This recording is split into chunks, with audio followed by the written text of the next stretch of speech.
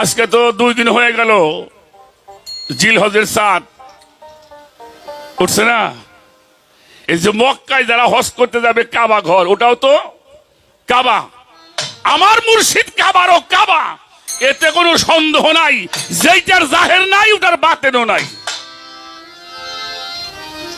এখন আমার দয়ালের কাছে একটা প্রশ্ন, যে কাবা ঘরে যারা হজ করতে যায়, এই চতুর্পাশ দিয়ে ঘুরে আমরাও দরবারে এসে ঘোরাফেরা করি, এটার মধ্যে কোনো সমস্যা নেই।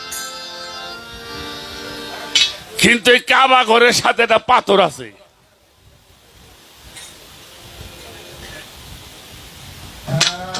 আছে নাকি? কথা কর না কে?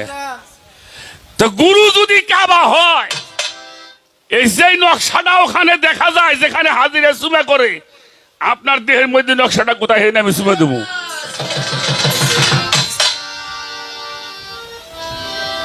আসে কে? কি ঠিক আছে না বাবা? গুরু যদি কাবারও কাবা হয়, তো কাবায় তো ওই নকশাটা আছে। হ্যাঁ, তা আপনার দেহের মধ্যে ওই নকশাটা কোন জায়গা আছে? যেটা আমরা ওই জায়গায় চুমা দেব, জীবনের গুনাহ মাফ হয়ে যাবে।